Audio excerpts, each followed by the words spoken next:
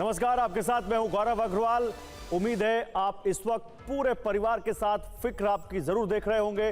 केजरीवाल और ईडी के बीच जारी कानूनी तकरार पर आपको बताते हैं, जिसमें आज केजरीवाल ने अपनी गिरफ्तारी को चांदनी चौक के जेब कतरे से जोड़ दिया। कैसे, ये हम दिखाएंगे। इसके अलावा आबकारी घोटाले में 6 दिन की रिमांड खत्म होने के बाद सीएम केजरीवाल की आज राउज एवेन्यू कोर्ट में पेशी हुई।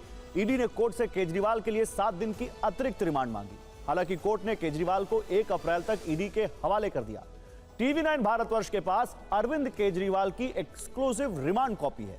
कॉपी में ईडी ने कोर्ट से रिमांड बढ़ाने के लिए क्या अहम आधार दिया, उसकी एक एक डिटेल दर्ज है। देखिए, ये पॉलिटिकल षड्यंत्र है, जनता इसका जवाब देगी। केजरीवाल की रिमांड कॉपी के मुताबिक 6 दिन के रिमांड के दौरान 5 दिन तक अरविंद केजरीवाल के बयान दर्ज किए गए। ये पॉलिटिकल षड्यंत्र है। 23 से लेकर 27 मार्च तक बयान दर्ज किए गए। इसके अलावा 3 और लोगों के बयान दर्ज किए गए। इनमें मनीष सिसोदिया के पूर्व सचिव सी अरविंद हैं, जिनको अरविंद केजरीवाल की मौजूदगी में उनके घर ड्राफ्ट जीओएम रिपोर्ट दी गई। अरविंद केजरीवाल की रिमांड कॉपी के मुताबिक जिस दूसरे शख्स से पूछताछ की गई, उसमें आम आदमी पार्टी का गोवा का उम्मीदवार है, जिसने बताया कि गोवा में चुनाव के पूरा खर्च का हिसाब किताब आम आदमी पार्टी का दिल्ली दफ्तर रख रहा था।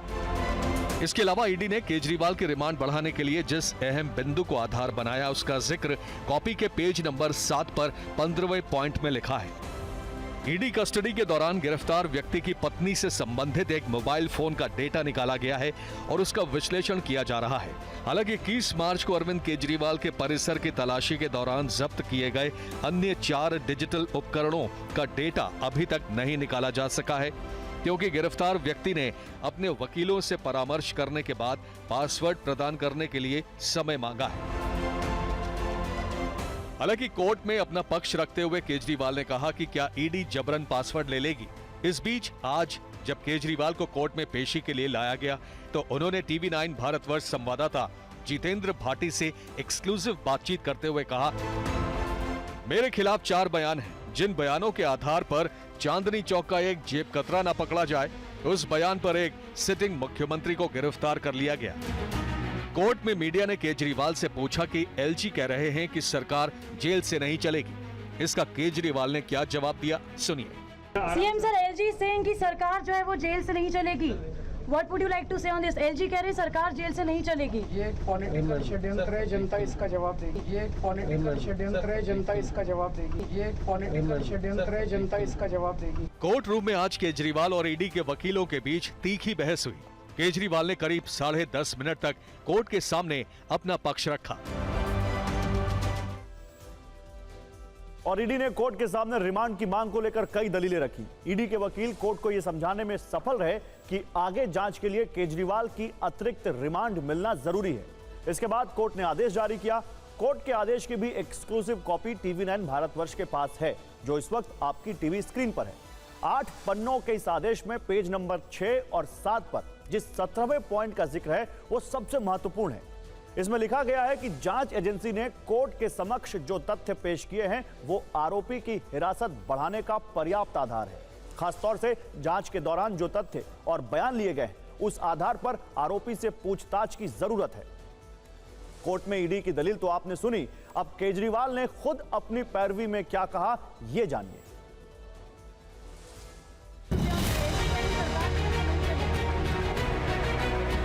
अरविंद केजरीवाल ने कोर्ट के सामने कहा कि मुझे गिरफ्तार किया है, ना मेरे ऊपर कोई मुकदमा चला, ना आरोप बताए।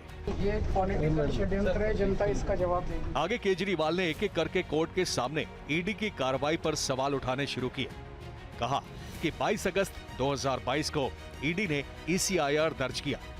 मुझको गिरफ्तार किया गया है, मुझे किसी कोर्ट में दोषी नहीं ठहराया गया है। ईडी अब तक 31,000 पेज के दस्तावेज जमा कर चुकी है। मेरा सिर्फ 4 बयान में जिक्र आता है। अरविंद केजरीवाल ने कोर्ट में कहा कि उनके घर पर एमएलए और बहुत सारे लोग आते हैं, उनको क्या पता कि कौन क्या बात कर रहा है, तो क्या सिर्फ ये बयान उनकी गिरफ्तारी के लिए काफी है? इसके जवाब में ईडी के वकील ने कहा कि सीएम की गिरफ्तारी के लिए अलग नियम नहीं है। सीएम के भी आम आदमी जैसे अधिकार हैं।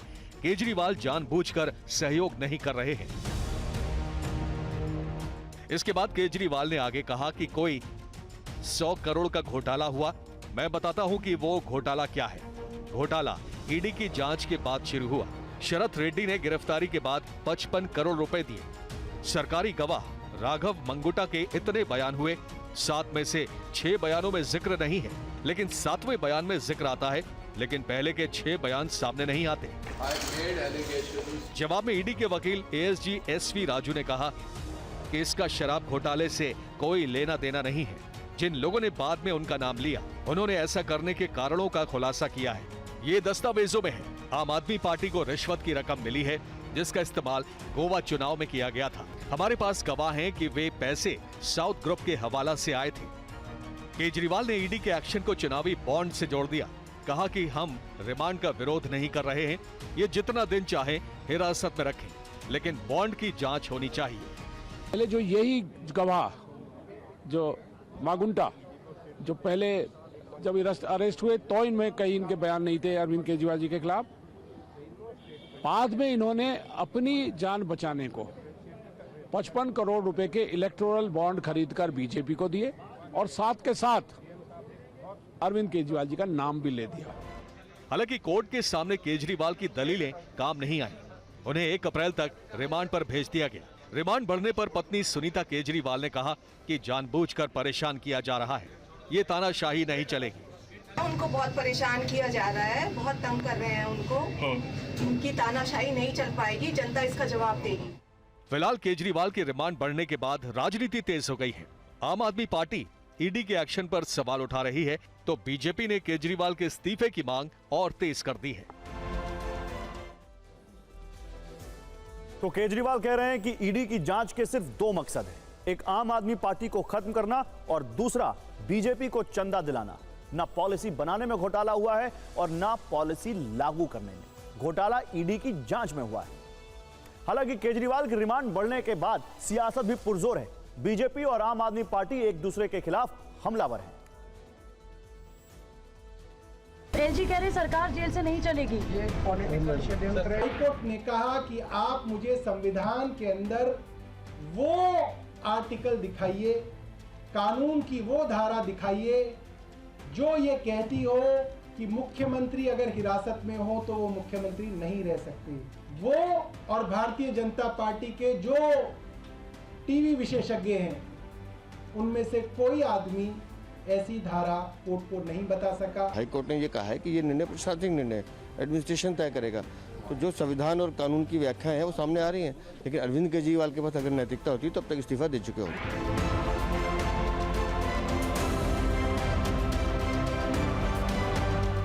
सरकार चल रही है, सरकार चलने में कोई मुसीबत नहीं है, मुसीबत भाजपा को है, क्योंकि भाजपा का जो स्कीम था वो सफल नहीं हो रहा। आपने कहा था कि अरविंद केजरीवाल भाई साहब कुछ बहुत बड़ा धमाकेदार बयान देंगे, लेकिन ना तो चूहा मिला ना चूहिया, कुछ भी समझ में नहीं आया। क्या केजरीवाल जी कंफ्यूज्ड हैं या हम सबको कंफ्यूज करने की कोशिश कर रहे हैं? बिल्कुल साफ है कि आज के दिन में ईडी एक राजनीतिक हथियार है भारतीय जनता पार्टी का। कोर्ट में जाता हुआ व्यक्ति, उससे कुछ ने पूछा, कुछ निकल गया मुंह से। वो अभी भ्रष्टाचारी व्यक्ति जब फंस जाता है ना, तो समझ में नहीं आता है क्या बोलना है। तो दिल्ली के सीएम की रिमांड पर देश की राजनीति गर्म है। दूसरी तरफ भारत और अमेरिका के कूटनीतिक रिश्तों में भी पिछले 24 घंटों से केजरीवाल ट्रेंड कर रहे हैं। 24 घंटे में दूसरी बार अमेरिका ने भारत के आंतरिक मामले में दखल दिया है। पहले यूएस ने बुधवार को सीएम केजरीवाल की गिरफ्तारी पर टिप्पणी की। इस पर भारतीय विदेश मंत्रालय ने अमेरिकी मिशन की कार्यवाहक उप प्रमुख ग्लोरिया बर्बेना को तलब किया था। साउथ ब्लॉक में करीब 30 मिनट तक बैठक चली। भारत ने यूएस डिप्लोमेट के समक्ष टिप्पणी पर कड़ा विरोध दर्ज कराया था। हालांकि आज एक बार फिर अमेरिका ने केजरीवाल के मामले में बयानबाजी की। इस बार केजरीवाल के साथ कांग्रेस पार्टी के अकाउंट फ्रीज पर भी यूएस स्टेट डिपार्टमेंट के प्रवक्ता ने अपनी राय दी है। अमेरिका के रुख पर भारतीय विदेश मंत्रालय ने सख्त रिएक्शन दिया है। कहा है कि भारत के अंदरूनी मामलों में बाहरी दखल बिल्कुल अस्वीकार्य है।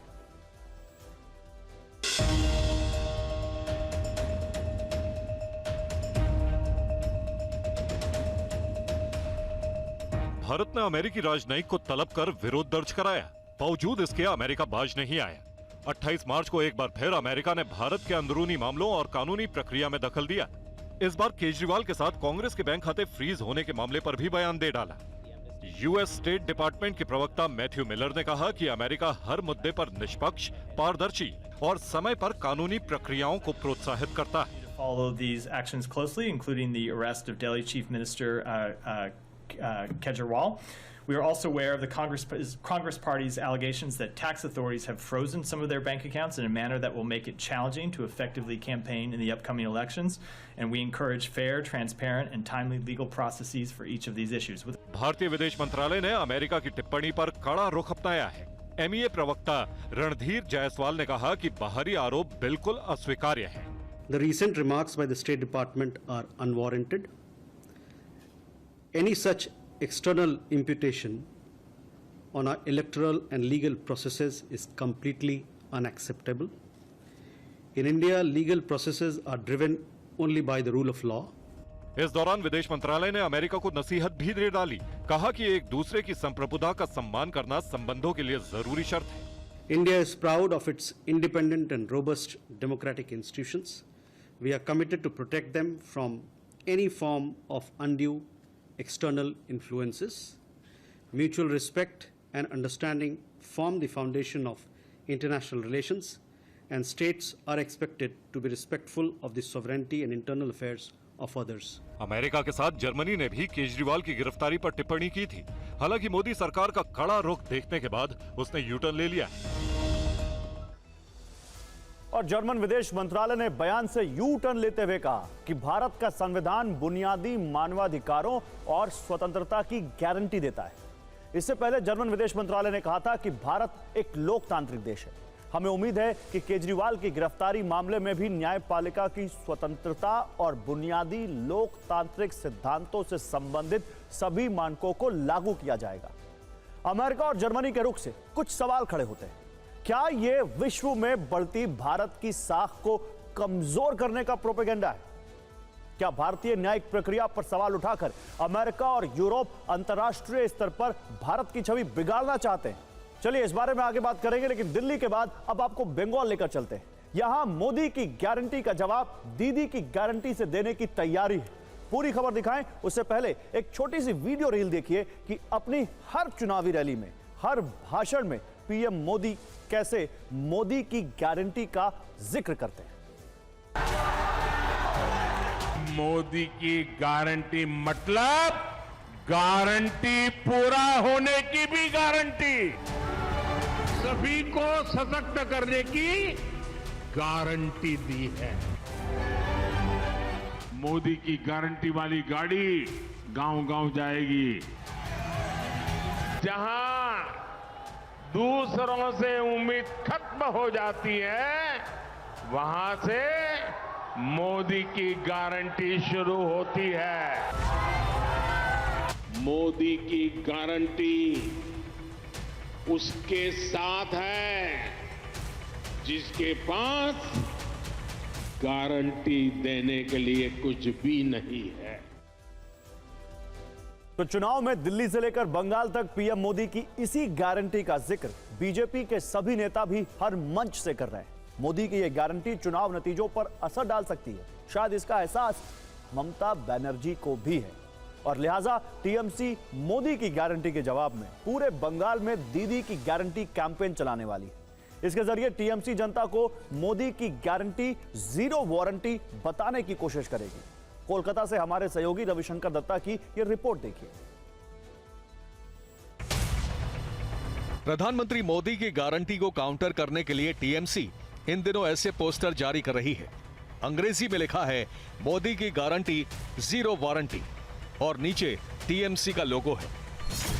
सिर्फ पोस्टर से ही नहीं बल्कि प्रेस कॉन्फ्रेंस में भी टीएमसी पीएम मोदी के खिलाफ यही प्रचार लगातार कर रही है।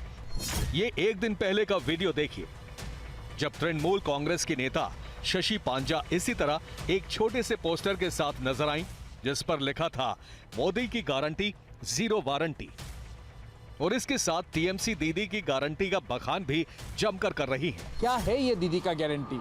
दीदी का गारंटी वो सारे स्कीम्स है जो कि बीते 5 साल में ममता बनर्जी पश्चिम बंगाल में चालू किए हैं और उन्हीं को आधार करते हुए अपना प्रचार में तेज लाने की कोशिश कर रहे हैं। TV9 भारतवर्ष को टीएमसी के सूत्रों से जानकारी मिली है कि मोदी की गारंटी के जवाब में टीएमसी जिस दीदी की गारंटी को जनता के बीच लेकर जाने वाली है, उसकी शुरुआत अप्रैल के पहले हफ्ते से होगी, जिसमें पश्चिम बंगाल सरकार की 38 योजनाओं का जिक्र होगा और इससे जुड़ी कामयाबी को दीदी की गारंटी के तौर पर पेश किया जाएगा। मोदी की गारंटी है जीरो वारंटी। 2014 साल से अब तक देखेंगे वो जो बात बोला है हर चीज़ जुमला सबूत हुआ। तो हर एक का अकाउंट में 15 लाख रुपया बोलिए, साल में 2 करोड़ नौकरी बोलिए, किसानों का इनकम डबल होना बोलिए, ब्लैक मनी वापस लाना बोलिए, सब प्रमाण हो गया। और ममता बनर्जी जो कही है उससे ज़्यादा उन्होंने करके दिखाई। हम आपको दीदी की इन 38 योजनाओं में से कुछ के बारे में बताते हैं। ये है दीदी लाक्षी भंडार योजना। इसी तरह से एक है स्वास्थ्य साथी सरकारी योजना। इसके तहत जिस परिवार की मुखिया महिला है उसके एक सदस्य को 5 लाख तक इलाज मुफ्त दिया जाता है। टीएमसी का कहना है कि मोदी सरकार की आयुष्मान भारत योजना इसी की नकल है। ऐसे ही एक है सबुज साथी योजना, जिसके तहत 8 से 12वीं छात्र और छात्राओं को मुफ्त में साइकिल दी जाती है। अब सुनिए दीदी की इस गारंटी पर बीजेपी ने क्या प्रतिक्रिया दी। विश्वास तृणमूल कांग्रेस को कौन करेगा, जो आज जैसा भ्रष्टाचार पश्चिम बंगाल का किसी भी क्षेत्र नहीं है जिसमें तृणमूल भ्रष्टाचार नहीं किया, और पूरा भ्रष्टाचार का साथ ममता बनर्जी आज जुड़े हुए हैं, उसका नाम साथ साथ है। तो इसीलिए उस ममता बनर्जी का गारंटी को कौन गारंटी मानेगा। बंगाल की 42 सीटों पर दीदी की गारंटी चलेगी या मोदी की गारंटी, नतीजे 4 जून को पता चलेंगे। लेकिन इस गारंटी युद्ध से एक बात जरूर साफ है कि दीदी की इन 38 गारंटियों में ज्यादातर महिला मतदाता फोकस में हैं। वो महिला वोटर जो 2014 से लेकर 2021 तक के सभी चुनावों में टीएमसी के साथ रही हैं। और इस बार बीजेपी बंगाल में इन्हीं महिला मतदाताओं को साधने की सबसे ज्यादा कोशिश कर रही है। रविशंकर दत्ता, TV9 भारतवर्ष, कोलकाता। और पश्चिम बंगाल के सियासी रण के बाद अब बात महाराष्ट्र की करते हैं, जहां महाविकास आघाड़ी की गाड़ी सहयोगी दलों की खींचतान के कारण आगे बढ़ ही नहीं पा रही। लोकसभा सीटों के लिहाज से दूसरे सबसे बड़े राज्य महाराष्ट्र में विपक्षी गठबंधन महाविकास आघाड़ी में 3 सीटों को लेकर पेच फंस गया है। मुंबई की 2 सीट और सांगली लोकसभा सीट को लेकर एनसीपी शरद पवार और कांग्रेस में नाराजगी बढ़ती जा रही है। तीनों सीटों पर शिवसेना उद्धव ठाकरे ने अपने उम्मीदवार उतारे हैं, जिसके बाद कांग्रेस और एनसीपी शरद पवार के नेता इस पर अपना गुस्सा उतार रहे हैं। 22 दिन बाद 19 अप्रैल को महाराष्ट्र की 5 लोकसभा सीटों पर वोट डाले जाएंगे। पहले चरण में महाराष्ट्र की रामटेक, नागपुर, भंडारा, गोंदिया, गढ़चिरौली, चिमूर और चंद्रपुर लोकसभा सीटों पर नामांकन की प्रक्रिया खत्म हो चुकी है। लेकिन महाराष्ट्र की बची हुई 43 लोकसभा सीटों में कई ऐसी हैं जिन्हें लेकर महाविकास अघाड़ी में खींचतान अभी भी खत्म नहीं हो पाई है। शिवसेना उद्धव ठाकरे के 17 सीटों पर उम्मीदवारों के एक तरफा ऐलान से महाविकास अघाड़ी में हंगामा और बढ़ गया है। कांग्रेस और एनसीपी शरद पवार के नेता खुलकर विरोध कर रहे हैं। ये शिवसेना की स्टाइल है, उन्हें इतना मुझे लगता है धीरज नहीं है, थोड़ा कम पड़ गया। उनको ऐसा लगता था कि हम लोगों ने अभी अनाउंस करना चाहिए, अगर उन्होंने किया होगा तो वो उनकी स्टाइल होगी। हम लोग ये कहते हैं कि तीनों पार्टियां मिलके एक साथ बैठ के अगर अनाउंस होता तो अच्छा होता। एनसीपी शरद पवार की नाराजगी मुंबई नॉर्थ ईस्ट सीट को लेकर ज्यादा है। पार्टी की मुंबई यूनिट इसे लेकर शरद पवार से मिल चुकी है। मुंबई नॉर्थ ईस्ट सीट पर 5वें राउंड में वोटिंग होनी है, इसलिए एनसीपी शरद पवार के नेताओं को अभी भी उम्मीद है कि मामला सुलझ जाएगा। पूरी यकीन है कि वो हमारी सीट जो उन्होंने 4 सीट डिक्लेयर की है उसमें से एक जो हमारे हक की सीट है वो हमें दे दे। अगर नहीं देते तो सोचेंगे क्या करना है, फ्रेंडली फाइट करेंगे, लेकिन हम लोग तो लड़ेंगे क्योंकि हमारा कार्यकर्ताओं की मांग है। शिवसेना उद्धव ठाकरे के रवैये से कांग्रेस में भी नाराजगी है। कांग्रेस दक्षिण मध्य मुंबई और सांगली सीट पर दावा ठोक रही है, लेकिन दोनों सीटों पर शिवसेना उद्धव ठाकरे ने उम्मीदवारों का ऐलान कर दिया है। इससे नाराज कांग्रेस नेता विश्वजीत कदम आला कमान से बात करने दिल्ली पहुंच गए, जबकि मुंबई कांग्रेस के पूर्व अध्यक्ष संजय निरुपम खोलकर गुस्सा दिखा चुके हैं। त्यामध्ये सांगली त्यांनी जाहीर करणं किंवा मुंबईमधलं सुद्धा धारावी जिथे तो मतदारसंघ जाहीर करणं हे योग्य झालं नाही असं माझं मत आहे। त्यांनी असं जाहीर करायला नको होतं। ज्यावेळेस आम्ही चर्चेमध्ये आहोत, यामध्ये शेवटी एकत्र ज्यावेळेस आम्ही आघाडी आहे, तो आघाडी धर्म असतो आणि तो सर्वांनीच पाळला पाहिजे। कांग्रेस के बारे में हमारी बातचीत पूरी हो गई है मुंबई के बारे में, और जो बातें हमारी बंद दरवाजे में हुई है मैं यहाँ खुलकर बात नहीं करूंगा, और लगभग सबका समाधान हो गया है। सांगली में वोटिंग तीसरे चरण में होनी है, लेकिन यहां नॉमिनेशन फाइल करने की आखिरी तारीख 19 अप्रैल है, यानी नामांकन करने के लिए अब सिर्फ 22 दिन बचे हैं। यही वजह है कि कांग्रेस के नेताओं को लगता है कि यहां मामला अभी भी सुलझ सकता है।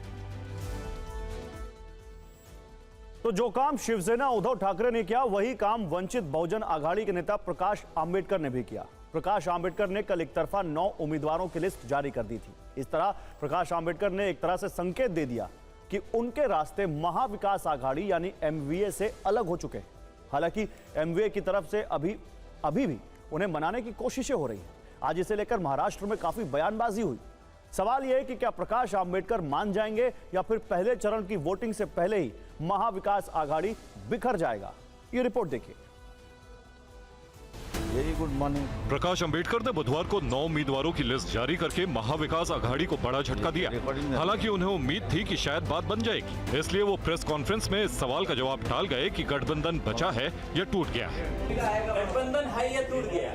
चल रहा है कि वेट एंड वॉच है? Thank you very much, thank you very much. मामले को पटरी पर लाने के लिए शिवसेना उद्धव ठाकरे की तरफ से एक कोशिश और हुई। पहले प्रकाश अंबेडकर को 4 सीटों का ऑफर दिया गया था।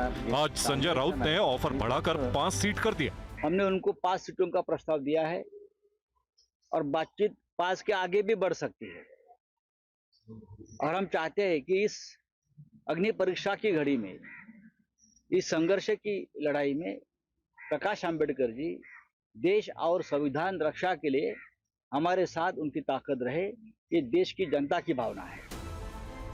लेकिन मुंबई में महाविकास आघाड़ी की बैठक ने प्रकाश आंबेडकर का गुस्सा बढ़ा दिया। इस मीटिंग में कांग्रेस, एनसीपी शरद पवार और शिवसेना उद्धव ठाकरे के नेता शामिल हुए, लेकिन प्रकाश आंबेडकर की वंचित बहुजन आघाड़ी को नहीं बुलाया गया। इससे प्रकाश आंबेडकर का गुस्सा 7वें आसमान पर पहुंच गया।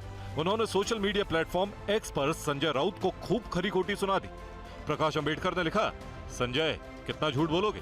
अगर आपके और हमारे विचार एक हैं, तो हमें बुलाते क्यों नहीं है मीटिंग में? 6 मार्च की 4 सीजन्स होटल में हुई बैठक के बाद आपने हमारे किसी प्रतिनिधि को आमंत्रित क्यों नहीं किया? आज भी आप वंचित को आमंत्रित किए बिना क्यों बैठक कर रहे हैं? आपने तो सहयोगी होकर पीठ पे छुरा घोंपने वाला काम किया है। उनको हमारे साथ कंधे से कंधे मिलाकर ये लड़ाई लड़नी चाहिए। कहीं ऐसा ना हो जाए कि उनके इस निर्णय से जो महाराष्ट्र विरोधी हैं, जो संविधान विरोधी हैं, जो प्रजातंत्र विरोधी हैं, उनको किसी तरीके का फायदा मिले। तो मैं उम्मीद करती हूँ प्रकाश अंबेडकर जी इसके बारे में सोचेंगे, जिम्मेदारी भी समझेंगे।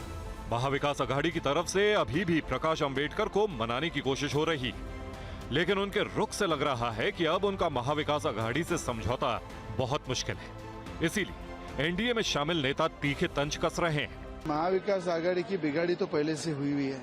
मन से महाविकास आघाड़ी साथ में नहीं है, उसकी पूरी बिगाड़ी हो चुकी है। 9 लोगों का एक लिस्ट उसने जारी किया है। इलेक्शन 5 स्टेप पर है ना, बहुत टाइम है, बातचीत जारी रहती है। महाविकास आघाड़ी में सब कुछ ठीक चल रहा है। अब इसीलिए देखिए शिवसेना के राजा बाबू। आज महाराष्ट्र के चुनावी रण में फिल्म स्टार गोविंदा की एंट्री हो गई। 14 साल के लंबे अंतराल के बाद गोविंदा ने राजनीति की दूसरी पारी शुरू की। कांग्रेस से लोकसभा सांसद रह चुके गोविंदा अचानक एकनाथ शिंदे के नेतृत्व वाली शिवसेना के सदस्य बन गए। गोविंदा ने महाराष्ट्र के मुख्यमंत्री और शिवसेना अध्यक्ष एकनाथ शिंदे की मौजूदगी में पार्टी ज्वाइन की। गोविंदा ने सियासी पारी की शुरुआत 2004 में कांग्रेस से की थी। तब कांग्रेस ने उन्हें बीजेपी के कद्दावर नेता राम नाईक के खिलाफ मुंबई नॉर्थ सीट से चुनाव लड़ाया था। गोविंदा ने राम नाईक जैसे बड़े नेता को 50,000 वोटों के अंतर से हरा दिया था, लेकिन 2009 में गोविंदा ने चुनाव लड़ने से इनकार कर दिया था। तब से अब वो राजनीति के मैदान से बाहर थे। ऐसी चर्चा है कि एकनाथ शिंदे की पार्टी गोविंदा को मुंबई उत्तर पश्चिम लोकसभा सीट से टिकट दे सकती है। अगर ऐसा हुआ तो उनका मुकाबला शिवसेना उद्धव ठाकरे के उम्मीदवार अमोल कीर्तिकर से होगा।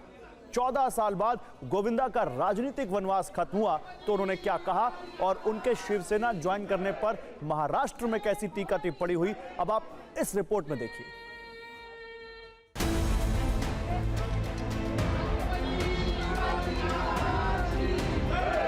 4 से 9 तक में था, फिर मतलब के पॉलिटिक्स में 4 से 9 था और वो 14वीं लोकसभा थी। ये कमाल का इत्तेफाक है, इत्तेफाक नहीं, ये सत्य है, सच कहूँगा कि ये 14वीं लोकसभा थी। उसके 14 वर्ष बाद मैं आज पुनः मैं आया हूँ इस जगह पे। सगळीकडे गोविंदा गोविंदा है ना। 9-10 वर्षों में जो सारे विश्व में हम लोगों ने देखा है, जिस तरह से प्रोग्रेस हुई है, जिस तरह से लोगों का हमारी तरफ देखने का जो एक सोच थी और एक नज़रिया था, वो अलग हुआ है, अच्छा लग रहा है। उनकी जो पहचान है, आज भी लोग चाहते हैं, जहाँ भी जाते हैं लोग हजारों लोग जमा हो जाते हैं उनको देखने के लिए। अभी जब सुनेंगे तो लाखों में जमा हो जाएंगे। मोदी जी का है, वैसे ही मुझे आदरणीय शिंदे जी में दिखाई दिया। स्ट्रेट है, इधर उधर डिस्कस नहीं करते, जो दिल में आता है वो सच कह देते। एक लोगों में जो शिवसेना का काम है, सरकार का काम है, वो उनकी आवाज में जाएगा तो लोगों को काफी अच्छा लगेगा। हम लोग और राजनीति के बाद अब वो खबर जो देश की संवैधानिक संस्थाओं की स्वायत्तता से जुड़ी है। 600 से ज्यादा वकीलों ने सुप्रीम कोर्ट के मुख्य न्यायाधीश को चिट्ठी लिखकर कोर्ट पर सवाल उठाने वालों की शिकायत की है। चिट्ठी में एक खास ग्रुप का जिक्र करते हुए कहा गया है कि न्यायपालिका पर दबाव बनाने की कोशिश हो रही है। सीजेआई डीवाई चंद्रचूड़ के सामने यह मुद्दा उठाने वाले जाने माने वकीलों में हरीश साल्वे, सुप्रीम कोर्ट के वरिष्ठ अधिवक्ता Manan Mishra, Bar Council of India के अध्यक्ष Adish Agarwal, Supreme Court Bar Association के अध्यक्ष के अलावा पूर्व additional solicitor general Pinky Anand और हितेश जैन जैसे बड़े एडवोकेट शामिल हैं। अब इनकी चिट्ठी का मजमून देखिए। सुप्रीम कोर्ट के चीफ जस्टिस को लिखी चिट्ठी में 600 से ज्यादा वकीलों ने यह शिकायत की है कि निहित स्वार्थ के लिए एक ग्रुप जिस तरह से न्यायपालिका पर दबाव बनाने की कोशिश न्यायिक प्रक्रिया को प्रभावित और घटिया दलीलों और राजनीतिक एजेंडे के आधार पर कोर्ट को बदनाम कर रहा है, वो चिंताजनक है। उनकी दबाव की नीति राजनीतिक मामलों में खास तौर से भ्रष्टाचार के आरोपी नेताओं को लेकर स्पष्ट है। ये रणनीति हमारी कोर्ट और लोकतांत्रिक व्यवस्था को नुकसान पहुंचा रही है। झूठे नैरेटिव बनाए जा रहे हैं, राजनीतिक लाभ के लिए अदालती आदेशों की अवहेलना हो रही है। ये दुखद है कि दिन में कुछ वकील नेताओं का बचाव करते हैं और रात को मीडिया के जरिए जजों को प्रभावित करने की कोशिश करते हैं। उन्होंने बेंच फिक्सिंग की मनगढ़ंत थ्योरी बनाई जो न केवल अनुचित है बल्कि ये हमारी कोर्ट की गरिमा पर चोट है। सम्मानित जजों पर बेतुके आरोप और कटाक्ष किए जाते हैं। वो इस स्तर तक गिर गए हैं कि हमारी अदालतों की तुलना ऐसे देशों की कोर्ट से करते हैं जहां कानूनों का शासन नहीं है। व्यक्तिगत और राजनीतिक कारणों से अदालतों को कमजोर करने के प्रयास को किसी भी परिस्थिति में अनुमति नहीं दी जा सकती। हम सुप्रीम कोर्ट से विनती करते हैं कि ऐसे हमलों से अदालतों की रक्षा के लिए वो कदम उठाए। तो सीजेआई को लिखी चिट्ठी में वकीलों ने एक खास ग्रुप के बारे में लिखा है। हालांकि उस खास ग्रुप का नाम नहीं लिया है, यह नहीं बताया है कि वो कौन लोग हैं जो इस तरह का एजेंडा चला रहे हैं, लेकिन यह जरूर लिखा है कि जनता में अदालत को लेकर भरोसे को कमजोर करने की कोशिश हो रही है और न्यायपालिका की मौजूदा कार्यवाही और अतीत को लेकर झूठा नैरेटिव गढ़ा जा रहा है। की चिट्ठी के दूसरे पन्ने पर लिखे कुछ बिंदुओं को देखिए। पहले नंबर पर लिखा है कि यह देखकर हैरानी होती है कि कुछ नेता कुछ लोगों पर भ्रष्टाचार के आरोप लगाते हैं और फिर अदालत में उनका बचाव करते हैं। इसके दूसरे बिंदु में यह बताया गया है कि सोशल मीडिया पर झूठी सूचनाओं के जरिए जजों को प्रभावित करने की कोशिश होती है। जब करप्शन में इन्वॉल्व किसी एक्यूज्ड को रिलीफ नहीं मिलता है न्यायपालिका से, तो उस पर एक प्रेशर टैक्टिस करके, इस ढंग का सोशल मीडिया का उपयोग करके, दुरुपयोग करके, और इन लोगों ने प्रयास ये चाहा है कि जुडिशरी पर हम दबाव डाल के अपने मन मुताबिक ऑर्डर ले लें। सीजेआई हमारे अभी के जो चीफ जस्टिस ऑफ इंडिया हैं वो बहुत ही मजबूत और बहुत ही वो लर्नेड आदमी हैं। उनको ऐसे वैसे चिट्ठियों से और ऐसे वैसे दबाव में वो आने वाले नहीं हैं। इसी पन्ने पर इस बात को लेकर चिंता जताई गई कि काम करने का तरीका माई वे और हाईवे वाला हो चुका है।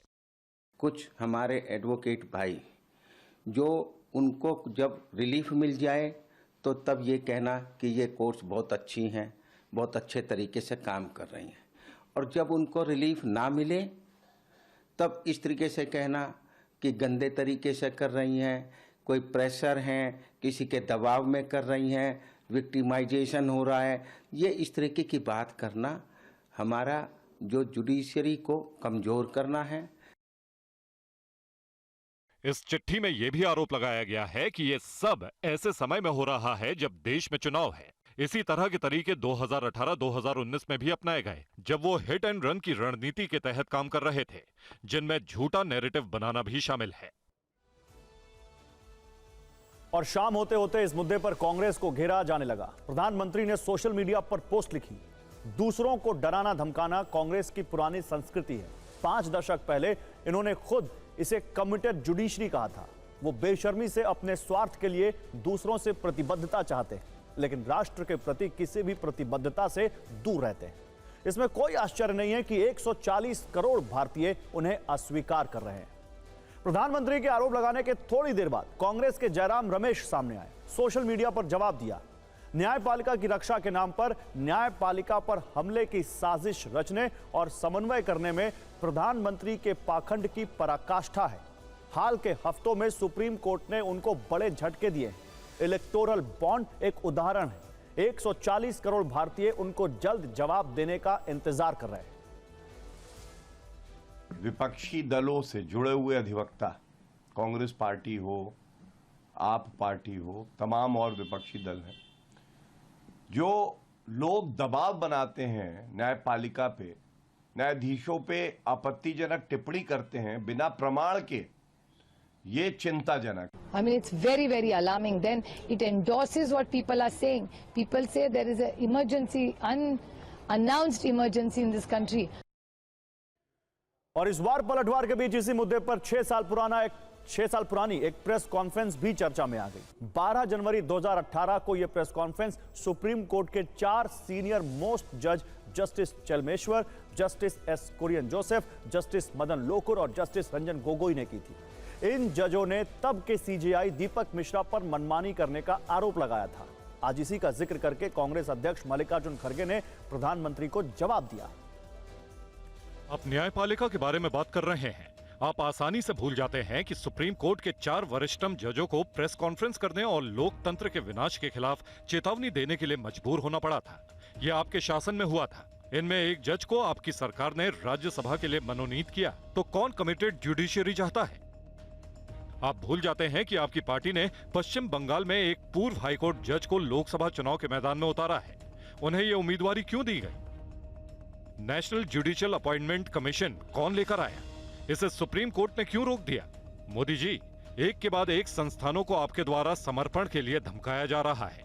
इसलिए अपने पापों के लिए कांग्रेस पार्टी पर दोष मढ़ना बंद करें। आपको लोकतंत्र से छेड़छाड़ करने और संविधान को चोट पहुंचाने की कला में महारत हासिल है। और सियासत के बाद अब खबर अपराध से जुड़ी हुई है। एक ऐसी मर्डर मिस्ट्री जो उत्तराखंड की पुलिस के लिए एक बड़ा चैलेंज बन गई है।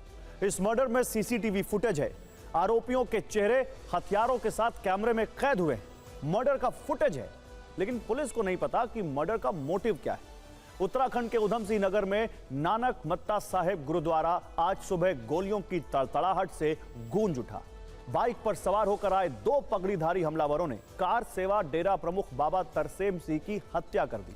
जितना हैरान करने वाला यह मर्डर है, उतना ही हैरान करने वाला है उधम सिंह नगर के एसएसपी का बयान। पहले आप वो बयान सुनिए।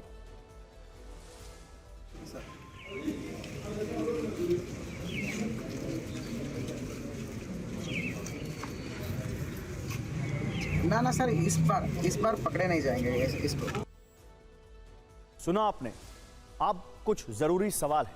उधम सिंह नगर के एसएसपी फोन पर किसके बारे में बात कर रहे थे? उधम सिंह नगर के एसएसपी ने क्यों कहा इस बार पकड़े नहीं जाएंगे? उधम सिंह नगर के एसएसपी क्या बाबा तरसेम सिंह के कातिलों के बारे में बात कर रहे थे? उधम सिंह नगर के एसएसपी ने हाथों से इशारा कर कैमरा क्यों बंद करवा दिया? क्या उत्तराखंड पुलिस बाबा तरसेम सिंह के कातिलों का एनकाउंटर करने वाली है? सवाल बेहद चौंकाने वाले हैं और यह रिपोर्ट उससे भी ज्यादा हैरान करने वाली है। इस वीडियो को बहुत गौर से देखिए। गुरुद्वारा कैंपस के अंदर ही बाबा तरसेम सिंह अपनी कुर्सी पर बैठे हैं। अचानक बाइक से दो लोग आते हैं। बाइक सवार अपना चेहरा ढके हुए थे। उनमें से एक गन निकालकर गोलियां चलाता है। बाबा तरसेम सिंह उठकर दौड़ने की कोशिश करते हैं, लेकिन बाइक चला रहा शख्स उनके चारों ओर बाइक घुमाता है और दूसरा हमलावर फिर से गोलियां चलाता है और बाबा गिर जाते हैं। बाबा तरसेम सिंह के जमीन पर गिरते ही गुरुद्वारे में फौरन कई लोग भाग कर आते हैं और बाबा को उठाने की कोशिश करते हैं। बाबा को खटीमा अस्पताल ले जाया गया, जहां उन्हें मृत घोषित कर दिया गया। यही वो जगह है जहां पर बाबा तरसेम सिंह की गोली मारकर हत्या कर दी गई थी। इसी कुर्सी पर बाबा तरसेम सिंह बैठे हुए थे और इसी कुर्सी पर बाबा तरसेम सिंह बैठे थे। उसी जगह पर जो है एक एक पहलुओं को एक एक पॉइंट्स पर जो है इस समय फॉरेंसिक एक्सपर्ट की टीम और जो उधम सिंह नगर जनपद की पुलिस है वो इस वक्त यहाँ पर जो है पूरी कार्रवाई करती हुई दिखाई दे रही है। तमाम वो स्पॉट्स जो है उनको यहाँ पर गोल घेरे में रखा गया है। उधम सिंह नगर में हुई ये हत्या मामूली मर्डर नहीं है। बाबा तरसेम सिंह के बारे में कहा जाता है कि उनके कई हाई प्रोफाइल लोगों से संबंध थे। मुख्यमंत्री पुष्कर सिंह धामी को बाबा तरसेम सिंह का खास माना जाता था और आज बाबा की मर्डर के बाद पुष्कर सिंह धामी खुद नानक मत्ता गुरुद्वारे पहुंचे, बाबा को श्रद्धांजलि दी। इस दौरान वो काफी भावुक हो गए। सिर्फ उत्तराखंड ही नहीं बल्कि उत्तर प्रदेश के कई बड़े नेताओं और केंद्रीय मंत्रियों से भी बाबा तरसेम सिंह के अच्छे संबंध थे। यही वजह है जैसे ही बाबा तरसेम सिंह के मर्डर की खबर आई, उत्तराखंड के टॉप पुलिस अधिकारी एक्टिव हो गए। ना सर, इस बार पकड़े नहीं जाएंगे इसको। हमने इस घटना की जांच पड़ताल के लिए एक एसआईटी का पुलिस मुख्यालय द्वारा गठन किया गया है, जिसमें एसटीएफ के लोग रहेंगे और स्थानीय पुलिस के भी अधिकारी उसमें रहेंगे।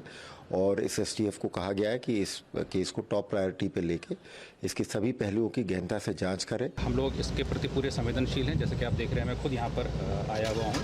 हमारे वरिष्ठ पुलिस अधिकारी भी लगातार इस चीज़ पर नज़र रखे हुए हैं कि हम लोग क्या कर रहे हैं और उम्मीद है कि जल्दी जो हत्यारे हैं पकड़े। सिंह का मर्डर अपने साथ कई सवाल छोड़ गया है और इन सवालों के जवाब तलाशना पुलिस के लिए सबसे बड़ी चुनौती है। शिवसेना शिंदे गुट के 8 उम्मीदवारों की लिस्ट जारी। 8 उम्मीदवारों में 7 मौजूदा सांसद। कल्याण सीट पर उम्मीदवार घोषित नहीं। इस सीट से एकनाथ शिंदे के बेटे श्रीकांत शिंदे सांसद।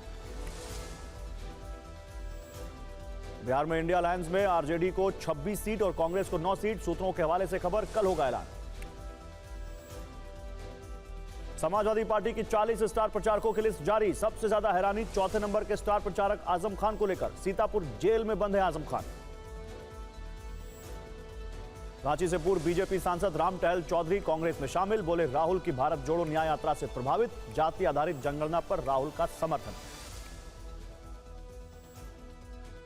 अमरावती से सांसद नवनीत राणा बीजेपी में शामिल हुई। बोली पिछले 5 साल से पीएम मोदी के विचारों पर काम कर रही थी। कांग्रेस सांसद डीके सुरेश ने नामांकन भरने से पहले कर्नाटक के सीएम सिद्धारमैया के पैर छूकर आशीर्वाद लिया। बेंगलुरु ग्रामीण से चुनाव लड़ रहे हैं डीके सुरेश। अरसे बाद सीएम आवास जाकर नीतीश कुमार से मिले चिराग पासवान। विधानसभा चुनाव के बारे में ही नीतीश और चिराग में बढ़ गई थी दूरियां विधानसभा चुनाव के बाद से ही। झारखंड की 14 में से 13 सीट पर लड़ेगी बीजेपी। 1 सीट गिरिडीह से आजसू को लड़वाने का फैसला। अखिलेश यादव ने गौतम बुद्ध नगर लोकसभा सीट पर फिर बदला उम्मीदवार। राहुल अवाना की जगह दोबारा महेंद्र नागर को मिला टिकट। और आगे देखिए, ईंट का जवाब पत्थर, मोदी नीति से गिरा ड्रैगन।